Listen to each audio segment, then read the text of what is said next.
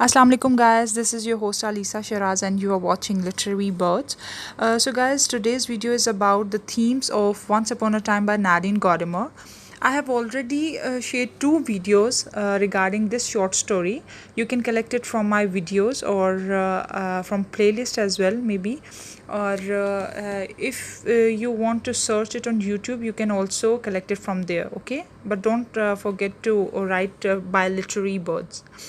तो आपको ये दोनों जो मैंने समरी, एक डिटेल समरी है, एक शॉर्ट समरी है, ठीक है, दोनों आपको मिल जाएंगी।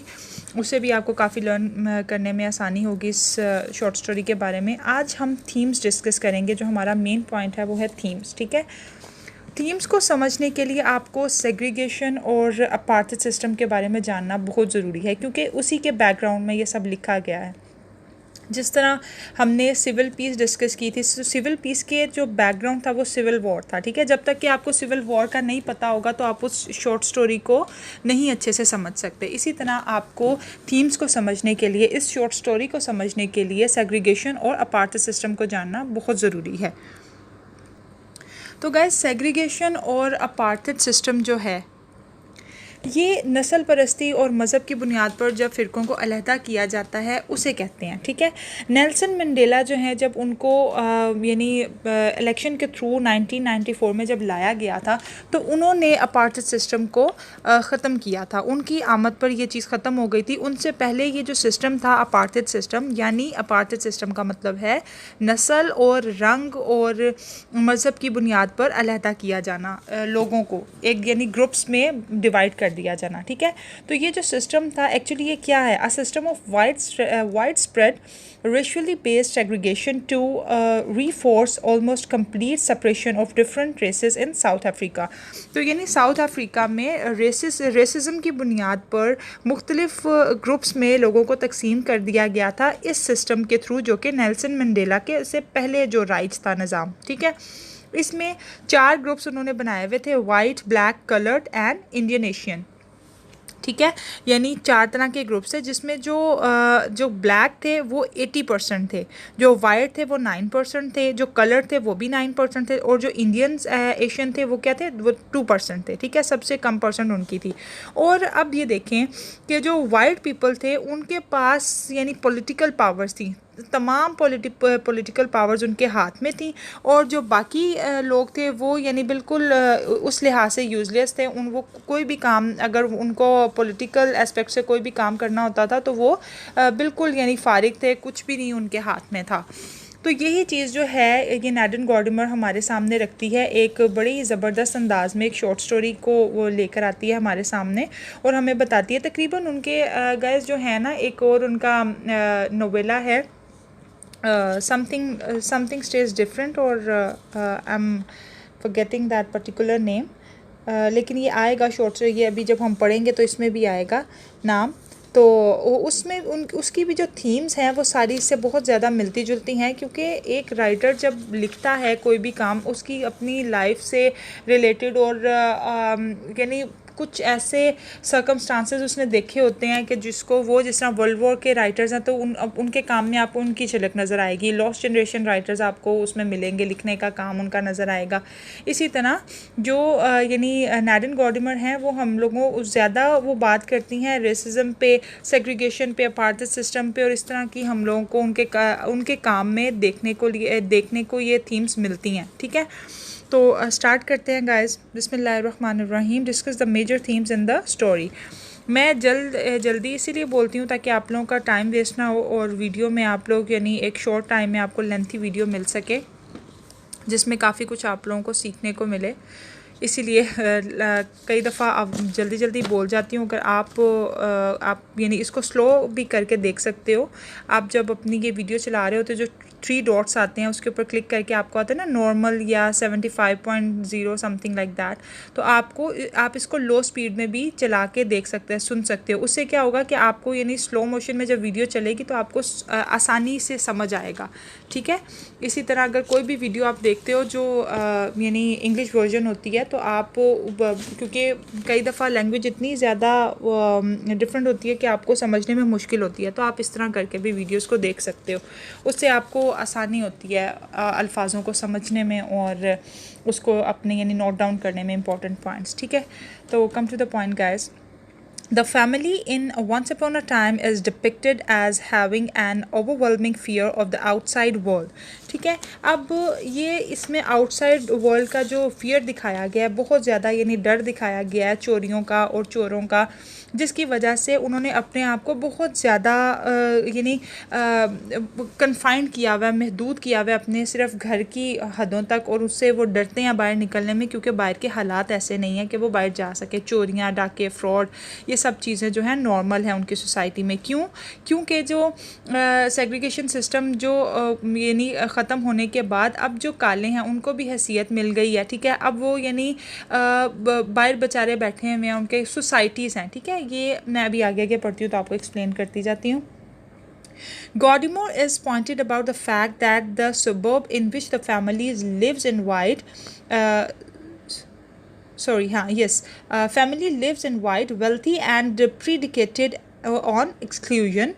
Godimer ironically implies that the family itself is not outwardly or consciously racist because the plaque that hangs over their gates features a saluted race textual intruder who is masked. It could not be said if he was black और white, ठीक है। ये एक थोड़ा सा और पढ़ देती हूँ। And therefore prove the property owner was no racist. अच्छा जी, अब इस पैराग्राफ में उसने क्या बताया, दूसरी लाइन से स्टार्ट करती हूँ आपको तर्जमा बताना कि जो सुबर्ब है ना वो होते हैं विलास टाइप, जैसे सोसाइटीज़ में घर होते हैं ना, जैसे आप बड़ी बड़ी सोसाइटीज़ में देखो तो एक विला है, फिर उसके बाद थोड़ा सा डिस्टेंस के साथ दूसरा विला है, फिर थोड़ा सा डिस्टेंस के बाद तीसरा विला है, एक प्रॉपर बड़ा अमीरों वाला इलाका बना होता है, तो ये होते हैं सुबर्ब, ठीक है। तो इस तरह की यानी इन सुबर्ब में जो फैमिलीज़ रह रही होती हैं जो वाइट होती हैं या बड़े अमीर लोग होते हैं, यानी कुछ अफ्रीकन्स भी हैं, ब्लैक भी हैं, लेकिन बड़े अमीर हैं तो उनको अहमियत भी दी जाती है। तो वो कह रही है इसमें एक आयरॉनिकली एस्पेक्ट हमें इस तरह नज़र आता है कि उनके दरवाज़ों के बाहर प्लैक होती है, नेम प्लेट, ठीक है। जिस तरह हमारे घरों के बाहर लिखे होते हैं ना नेम प्लेट, उस पर नाम लिखे होते हैं, यानी जो भी हम लोगों ने अपने घरों का नाम रखना होता है, जैसे मुग़ल विलाज और इस तरह की जो चीज़ें होती हैं, इस तरह जो उनके प्लैक के बाहर लिखा है। अब वो कह रही है आयरॉनिकली एस्पेक्ट इसमें हमें ये देखने को मिलता है कि उनकी प्लैक में कोई ऐसा फीचर नहीं है जिससे हमें पता लगे कि वो रेसिस्ट हैं, यानी कोई ऐसा नहीं कुछ लिखा हुआ कि वो काले हैं या गोरे हैं या इस तरह का, वो उन्होंने उस चीज़ को छुपाया हुआ है। यानी वो ये हमें यहाँ तंज कर रही है नादिन गॉडिमर कि वो सो कॉल्ड यानी वो नहीं है, कस्टोडियन ऑफ सोसाइटी नहीं है, यानी उन्होंने ये नहीं शो किया हुआ कि वो रेसिस्ट हैं, यानी उन्होंने ये शो नहीं किया कि वो रेसिस्ट हैं, लेकिन असल में वो रेसिस्ट हैं क्योंकि उन्होंने अपने आप को इतना अंदर छुपा के रखा हुआ है बेचारे ब्लैक पीपल से। अगर वो चाहें तो अपनी इतनी ज़्यादा आराम सुकून वाली लाइफ में से कुछ पैसे देकर उनका भी तो हल निकाल सकते हैं ना उनकी, यानी वो जो बेचारे अनएम्प्लॉयड हैं, जो जिनके पास कोई काम नहीं है, उनको खाना देकर या उनके लिए कुछ अच्छा यानी कुछ इस तरह का निज़ाम करके कि उन सबको एम्प्लॉयमेंट मिल सके। वो असल में वो ये तंज कर रही है कि वो उन्होंने अपने जो नेम प्लेट है, जो प्लैक है, उसके ऊपर ये मेंशन तो नहीं किया हुआ कि वो वाइट है या ब्लैक है, ये तो नहीं उन्होंने लिखा हुआ, लेकिन असल में वो यानी रेसिज्म को प्रमोट कर रहे हैं, क्योंकि अगर वो चाहें तो बड़ा कुछ हो सकता है। वो अमीर लोग हैं लेकिन वो कुछ भी ऐसा नहीं करना चाह रहे। However, the fear the husband and wife have is centered on the supposed criminal element that resides in the neighborhood outside the city where people of another color are quartered.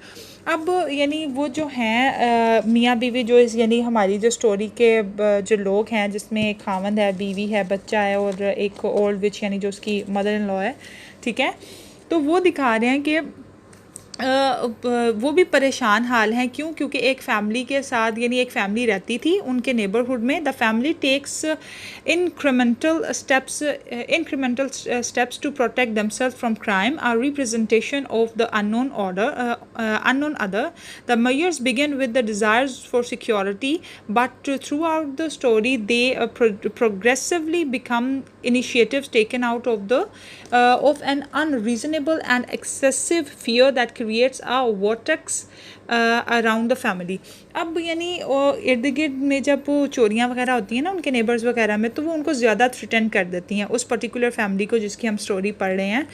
तो उनके नज़दीक यानी ऐसा उनके जितने भी वो सारी टेंशन हैं और जितना भी खौफ है उस फैमिली के गिर्द ऐसे है जैसे भंवरा होता है। वोर्टेक्स कहते हैं भंवरे को।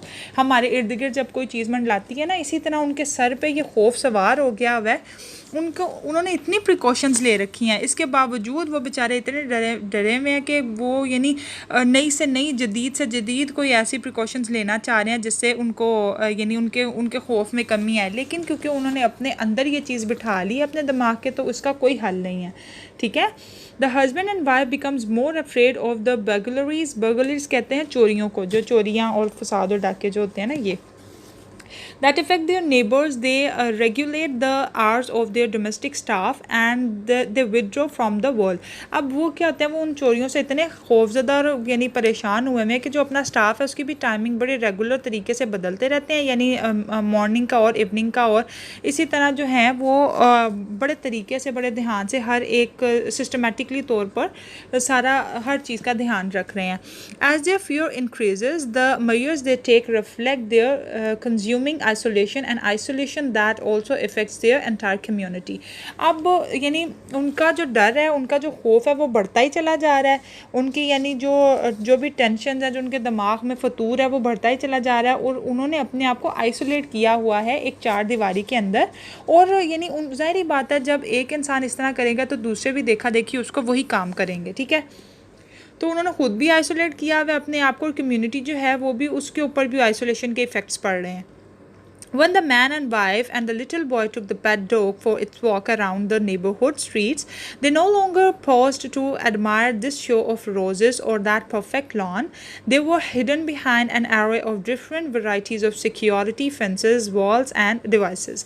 अब यानी ये लोग जो जाते हैं, मियाँ बीवी और इनका बच्चा, अपने एक पेट डॉग के साथ जब वॉक के लिए जाते हैं, जब इंसान वॉक के लिए जाता है तो अम्यूज़मेंट फील करता है ना आपको, जब कोई पार्क या कोई इस तरह की फेंस नज़र आती है में फ्लावर्स वगैरह हों और इस तरह की खूबसूरत नेचर आपको नज़र आ रही हो, तो आप उसको कितना इंजॉय करते हो। लेकिन ये लोग वॉक पे निकले हैं। वॉक पे इंसान निकलता है अपने आप को सुकून देने के लिए, ज़रा रेस्ट करने के लिए, थोड़ा अच्छा फील करवाने के लिए। वो निकले तो हैं अपने आप को अच्छा फील करवाने के लिए वॉक के लिए, लेकिन वो इतने टेंस है और इतना उनके अंदर खौफ और हिरास है कि वो बेचारे यानी सही तरह से वॉक भी नहीं कर पाए, और डर डर के पीछे झाड़ियों के और वो सिक्योरिटी फेंसेस के पीछे छुप छुप के जो है वो इंजॉय कर रहे हैं, करने की कोशिश कर रहे हैं। यानी इतना उसने दिखाया है खौफ का उनके ऊपर इम्पैक्ट। आगे है जी, Godmore makes the point that in the modern world continued fear of the unknown is not sustainable. अब गॉडमोर कह रही है कि वर्ल्ड जो है वो मॉडर्न तो होता जा रहा है। Makes the point that the world modern world continued fear to the unknown is non sustainable. अब यानी हमारे अंदर हम मॉडर्न भी होते जा रहे हैं, लेकिन हमारे अंदर एक जो ख़तरा है ना एक दूसरे से, यानी कि हमें भाई दूसरों से नज़र लग जाती है, वो काबिल बर्दाश्त नहीं है हम लोगों के लिए। हम यानी तरह तरह की प्रिकॉशंस लेते हैं, हर तरह से अपने आप को प्रोटेक्ट करने की कोशिश करते हैं, लेकिन एंड पे क्या दिखाया उसने कि एंड पे ऑल गोज़ इन वेन, और सब हाथ में उसके कुछ नहीं आता। एंड पे उनका अपना बच्चा ही जो है वो उस चीज़ में फंस जाता है। To underscore that point, Gadamer is fond of using the following quote for philosopher Antonio Gramsci। और यानी जो नैडिन गॉडमर है ना, इनका ये फेवरेट कोट है और ये अक्सर अपने वर्क्स में इसको लिखती हैं। इन्होंने इस स्टोरी में भी इसको यूज़ किया है। ये आप जो है यानी बड़े गौर से सुने इसको कि इसका मतलब क्या है, क्योंकि इसी लाइन में आपको इसका सारा मतलब नज़र आ जाएगा। गाइस, ये आप लोग लिख लो क्योंकि ये आपकी इस बुक में नहीं है, लेकिन बहुत इंपॉर्टेंट पॉइंट है, तो इसलिए आप इसको लिख लो। एंटोनियो ग्राम्ची जो है, इन्होंने एक यानी इनकी एक लाइन है, the old is dying and the new can not be born. ठीक है, कि नई चीज़ें जो पुरानी चीज़ें हैं, ये असल में एक सटायर है कल्चर पे, कि जो पुराना कल्चर है जिसको अफ्रीका में यानी अपना उनका इतना खूबसूरत कल्चर था, लेकिन उसको मार के नया कल्चर जो था वो लाया जा रहा था, जो वेस्टर्न कल्चर था उसको प्रमोट किया जा रहा था। जितने भी जो यानी अफ्रीकन्स थे, जब क्रिश्चियनिटी क्रिश्चियनिटी आई तो उन्होंने उसको अडॉप्ट कर लिया और अपने मज़हब को छोड़ दिया। तो इसी तरह ये है, the old is dying and the new can not be born, कि जो पुराना है वो तो मर रहा है और जो नया है वो जन्म नहीं ले रहा है। यानी उसमें कुछ मिस्टीरियस सा है कि जी जो नई चीज़ें हैं उनमें इतनी टेंशन है कि वो लाई नहीं जा रही और पुरानी जो है तो वो मरती जा रही हैं।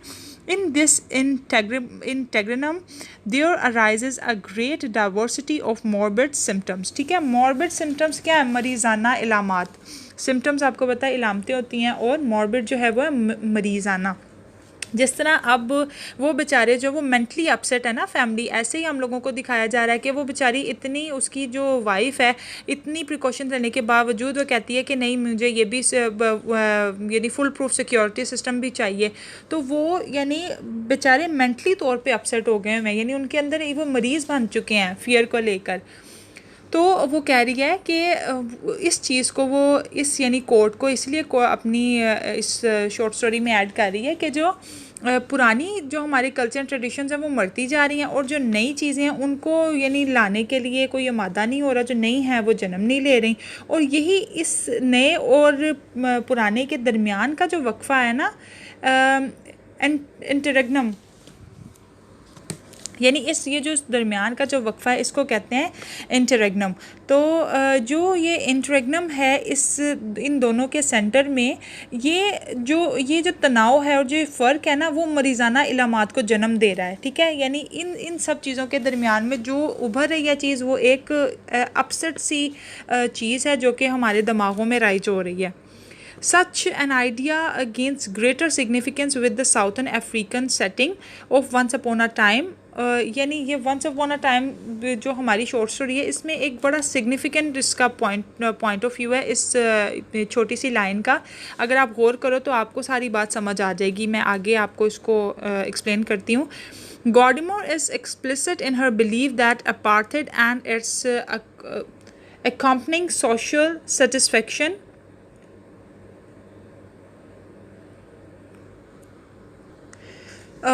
गाइस मेरे ये सेटिस्फेक्शन नहीं है, स्ट्रैटिफिकेशन। ठीक है, stratification are representative to of the old that is dying. अब मैंने आपको एक्सप्लेन किया ना कि जो ओल्ड है दैट इज़ डाइंग, वो मरा है, यानी जो पुराना कल्चरल ट्रेडिशंस थी वो बिल्कुल उनको ख़त्म करते जा रहे हैं, अपनी भूलते जा रहे हैं। जो भी उनके बाप दादाओं की जो यानी जो भी उनका कल्चर था और जो भी उनकी ट्रेडिशंस थी, जो नॉर्म्स थे, उनको सबको वो ख़त्म करते जा रहे हैं। That will replace it is unknown and the families fear is that precise hesitancy toward a knew that can not be born. अब यानी वो जो नए के लिए वो हेजिटेट फील कर रहे हैं, पुराने को उन्होंने बिल्कुल ख़त्म कर दिया है और कल्चर को और नॉर्म्स को, और अब जो नया है उसके बारे में वो हेजिटेट फील कर रहे हैं कि यार अब हम इसे अपनाएं ना अपनाएं, अपना भूलें ना भूलें क्या। यानी एक जो बीच में एक अजीब सी कैफियत जो तारी हो गई है ना, उसने इन जो अजीबो गरीब जो मसाइल हैं उनको जन्म दिया है। ठीक है, और the experiences of the family's preoccupation with safety can be seen in a larger sense in how white South Africa will address and understand a post-apartheid world, a setting in which the other cannot be pushed aside with walls, electronic gates, or placards that read you have been warned. अब मैंने आपको अपने ये जो पिछली मेरी जो videos है ना, उसमें मैंने बड़ा अच्छा से एक्सप्लेन किया था आपको इस वर्ड के बारे, इस ये कोटेशन के बारे में, यू हैव बीन वॉर्न। ठीक है, कि आपको वॉर्न कर लिया गया है। अब जितनी भी हम लोगों ने प्रिकॉशंस ली हुई हैं, आप यानी अगर इस चीज़ में फंसोगे या आपको कोई करंट वगैरह लगेगा या आप ज़ख्मी हो गए, तो आपको भी पहले से हमने वॉर्न कर दिया है कि आप चोरी वगैरह करने ना आओ अंदर। अगर आप आओगे तो अपनी मौत के ज़िम्मेदार खुद होगे। ठीक है, उन्होंने ये हार्श वर्ड्स लिखे हैं मैं बाहर, जबकि उनका अपना ही बच्चा जो है उस चीज़ में फंस के मर जाता है। इतने बुरे तरीके से फंसता है कि वो जितना उसके अंदर धंसता जाता है उतना ही वो बेचारा मौत के करीब होता जाता है। ठीक है, तो ये जो वर्ड हैं नैडन गॉर्डिमर ने यूज़ किए हैं, बहुत यानी ये हार्श वर्ड्स हैं। तो गाइस ये जो कुछ जो मिसिंग है ना इस यानी आपकी करंट की बुक्स में, ये जो मैं बोल रही हूँ उसको आप साथ साथ नोट करते जाओ। ठीक है, क्योंकि इसमें कुछ जो मैं देख रही हूँ इसमें साथ साथ कि इसमें कुछ मिसिंग है, तो वो आप करते जाओ क्योंकि इंपॉर्टेंट पॉइंट्स हैं वो मुझे आपको बताना बहुत ज़रूरी थे। ये जो बुक है इसमें अक्सर पॉइंट्स आपको नहीं मिलते, इसलिए मैं कोशिश करती हूँ कि जो मिसिंग है वो मैं आपको खुद साथ साथ बताती जाऊँ। ठीक है, आगे जी जो मैं आगे बताने लगी वो भी शायद इसमें नहीं है. In the frame, a story that opens once upon a time, Godimer herself is confronted with the fear of crime, her own fear of the unknown. अब यानी इसमें एक कैरेक्टर नैडिन गॉडिमर का भी है स्टोरी में. ठीक है, कैसे है, क्योंकि ये स्टोरी जब वो लिखती है वो यानी अपने एक वो अनकॉन्शियसली वो इसको अपने आप को ही सुनाने लग पड़ती है, क्योंकि उसको कहा जाता है कि भाई एक वो सेमिनार में होती हैं जिसमें उन्हें कहा जाता है कि आप बच्चों के लिए बेड टाइम स्टोरीज़ भी लिखा करें. तो वो कहती हैं कि I don't write stories for children, कि मैं बच्चों के लिए कोई स्टोरीज़ नहीं लिखती. तो उसी रात को जब वो घर में जाती हैं सोने के लिए तो वो अपने आप को यानी कुछ बाहर से अजीब सी आवाज़ें आ रही होती हैं जिनसे वो परेशान होकर अपने आप को एक शॉर्ट स्टोरी सुनाने लगती हैं, और इसी शॉर्ट स्टोरी को वो बाद में लिख देती हैं. और अब यानी जिस तरह हम बच्चों को सुनाते हैं ना अक्सर stories, once upon a time एक टिपिकल लाइन है जिससे हम लोग शुरू करते हैं, तो इसी तरह वो अपने आप को खुद को कहानी सुनाने लगती हैं वंस अपॉन अ टाइम. और यानी जब वो मुकम्मल हो जाती है तो वो बाद में उसको राइट डाउन कर देती हैं, और इसी तरह ये स्टोरी हम तक पहुंचती है. ठीक है, तो इसमें यानी नैडिन गॉडिमर का भी जो है बचपन, उससे उनकी ये यादें हैं कि यानी जो हम लोगों को इसमें नज़र आती हैं कि उनको ये जो सारी चीज़ उन्होंने एक्सपीरियंस की है ना, उन्होंने अपनी शॉर्ट स्टोरी में बयान करने की कोशिश की है. क्योंकि उनका भी जो इलाका था वहाँ भी बड़ी चोरियाँ वगैरह होती थी और बड़ा अजीब सा यानी बैकवर्ड सा इलाका था, तो अक्सर दंगे फसाद और चोरियाँ डाके वगैरह वहाँ आम थे. इसी वजह से उन्होंने भी ये चीज़ें हमारे सामने रखी हैं, क्योंकि उनकी भी जो माँ थी नैडिन गॉडिमर की, उनको बचा बचा के रखती थी इन सारी चीज़ों से, क्योंकि वो ख़ुद भी बहुत खौफज़दा थी. तो उन्होंने वो सारा खौफ व हिरास हमारे सामने इस शॉर्ट स्टोरी में रखा है. उनकी क्योंकि माँ से जो उनका रिलेशन था उसको भी सामने रखते हुए, और ख़ुद जो वो उनका जो डर था जहन में उसको सामने रखते हुए. ठीक है, however the primary difference is that she is able to explain through logic and reasoning the strange sound she heard and the worries she experience. ठीक है, मैंने अभी आपको बताया जो भी साउंड्स और यानी जब चोरियाँ डाके वगैरह होते हैं तो चीखने चिल्लाने की आवाज़ और कुछ तोड़ने फोड़ने की आवाज़ें वगैरह आती हैं ना, तो लोग भी डरे हुए थे ना, एक दूसरे की मदद करने से डरते थे, क्योंकि जो चोरियाँ वगैरह करने आते थे वो उनके पास हथियार होते थे. तो जो दूसरे लोग थे वो भी उनकी मदद करने से डरते थे कि यार अगर हम इनकी मदद करेंगे तो ये ना हो कि हम लोग भी मुसीबत में फंस जाएँ.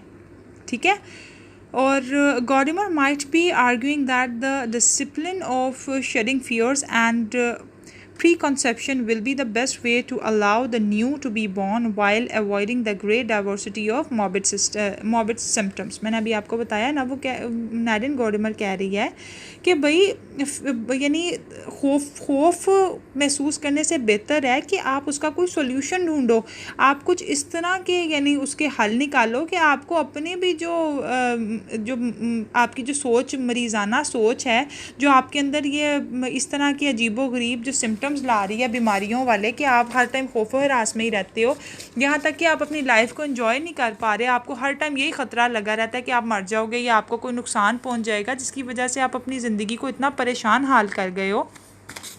तो उसका सोल्यूशन भी है, उसका सोल्यूशन इस तरह है कि आप उस चीज़ का हल निकालो. अगर यानी लोग बाहर चोर उचक्के बैठे हुए हैं तो आप उनके लिए कुछ इस तरह का करो कि वो भी सुकून में रहें और आप भी सुकून में रहो. ठीक है, और आगे इसकी आ जाती है जी theme, the theme of pursuing perfection.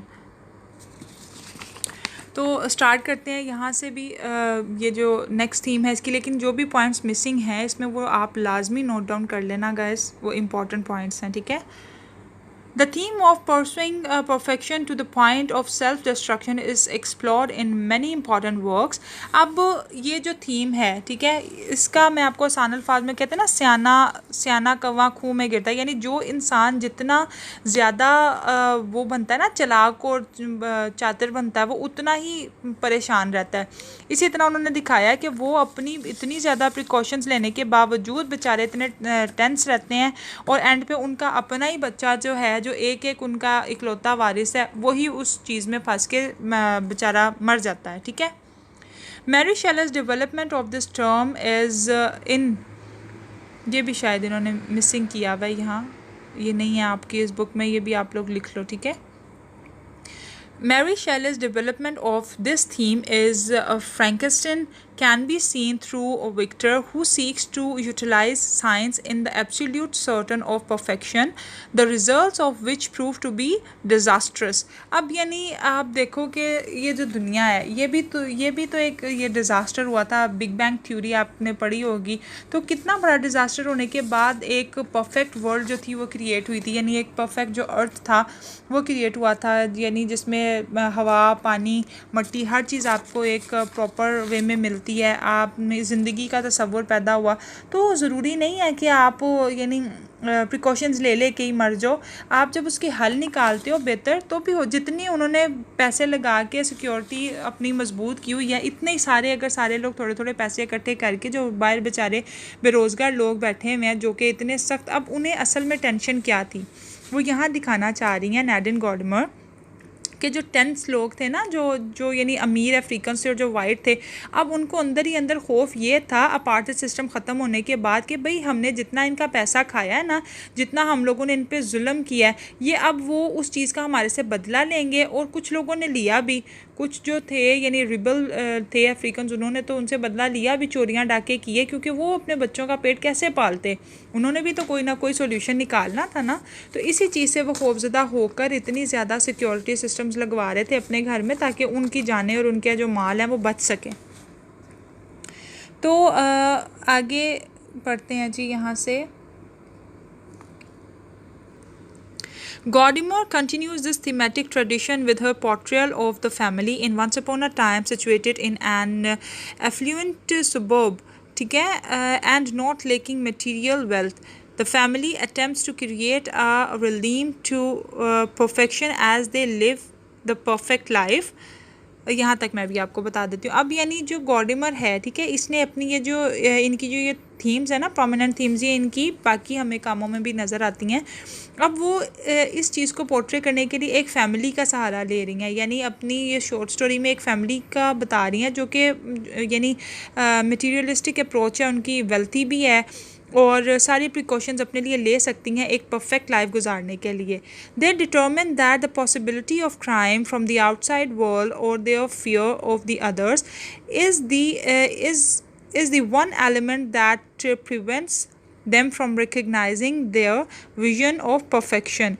Their consuming pursuit of an ideal world leads to their inevitable destruction in the form of the sun's death. अब उनकी यानी जो उन्होंने अपनी परफेक्शन, अपने आप को प्रिकॉशंस लेने के लिए, यानी अपनी एक परफेक्ट लाइफ जो है वो करने के लिए उन्होंने इतनी प्रिकॉशंस ली और इतना सब कुछ पैसा वगैरह ख़र्च किया और इतनी फजूल खर्ची की. और इस सब के बावजूद उनका जो उनके हक़ में क्या हुआ, जब आप किसी को अपने आप को सिर्फ अपने बारे में सोचते हो और सिर्फ अपने ही आप को बेहतर बनाने के लिए सोचते हो ना, तो और कहीं किसी गरीब का हक़ मारते हो तो वो फिर आपको ज़रूर आपको उस चीज़ का बदला मिलता है. इसी तरह वो नैडिन गॉडिमर दिखा रही है कि इस फैमिली ने अपने आप पे सिर्फ गौर किया है, अपने आप को परफेक्ट करने के लिए, अपनी लाइफ को सिक्योर करने के लिए इतना ज़्यादा पैसा खर्च किया है. अगर थोड़ा सा पैसा उन्होंने बाहर के लोगों पे खर्च किया होता या उनके बारे में सोचा होता तो शायद उनके साथ ऐसा ना होता. ठीक है, तो एंड पे क्या होता है, डिस्ट्रक्शन जो है वही उनके हिस्से में आती है और उनका अपना बेटा जो है वो मर जाता है. As a character in Once Upon a Time, Godimer proves to be willing to forgo the dream of perfection, and she understands that living with some level of fear and the unknown, whether it is the reality of the outside world or in the sound of creaking floorboard, is an inevitable component of living in the modern world. अब यानी नैडिन गॉडिमर भी एक character की तरह, उनको जब यानी कुछ टूटने की आवाज़ आती है ना, जैसे क्रेकिंग फ्लोर बोर्ड, इस तरह जब कोई डाके वगैरह पड़ते हैं तो इसी में कुछ शोरो कुल होता है ना, तो इसी तरह जब उनको भी कोई चोरों ऐसी आवाज़ आती है तो वहाँ से वो शॉर्ट स्टोरी लिखना शुरू करती हैं. और फिर वो कहती हैं, यानी इसका जो समअप है ना गाइस, वो यही है कि इस शॉर्ट स्टोरी में दिखाया गया है कि जब आपके अंदर बेकदरी बढ़ जाती है, आपके अंदर फजूल खर्ची. हाँ, एक और आप ये 2 थीम्स जो इसमें डिस्कस नहीं की गई, ये मैंने अपने आप से अपनी तरफ से निकाली हैं. एक अनएम्प्लॉयमेंट की थीम निकालो, पॉवर्टी. आप इस तरह लिख सकते हो, पॉवर्टी एंड अनएम्प्लॉयमेंट. ठीक है, क्योंकि गुर्बत थी और बेरोज़गारी थी जिसकी वजह से चोरियाँ और डाके हो रहे थे. दूसरा आप इसमें निकालो ह्यूमिलिएशन एंड फ्यूटिलिटी, यानी इसमें आपको ज़िल्लत दिखाई जा रही है, रुसवाई दिखाई जा रही है गरीब लोगों की, और फजूल खर्ची दिखाई जा रही है। ठीक है, फजूल खर्ची इस तरह के आपको देख रहे हो कि कितने कितने बड़े सिक्योरिटी सिस्टम और कितने कितने महंगे सिक्योरिटी सिस्टम लगवाए गए हैं, इसके बावजूद उनका नुकसान कितना, यानी ना कभी ना भरने वाला नुकसान, उनका अपना बेटा जो है वही मर जाता है। ठीक है, और ये जो 2 थीम है इसको भी आप ऐड करो, और साथ जो पॉइंट मिसिंग है इस बुक में वो भी आप ऐड करो जो मैंने आपको बताए हैं, और इसको अच्छे से रिव्यू करके तो आप अपना एक क्वेश्चन प्रिपेयर कर सकते हो। वीडियो काफ़ी लंबी हो गई है गैस, इंशाल्लाह मैंने आपको ये क्रिटिकल कॉन्टेक्स्ट भी पढ़ाना है, ये भी बहुत इंपॉर्टेंट है, तो इसको इंशाल्लाह नेक्स्ट वीडियो में रखते हैं। तब तक के लिए अपना ख्याल रखिए guys, please don't forget to like share and subscribe my channel in order to get more interesting videos, और thank you for watching guys, till then take care, अल्लाह हाफिज़।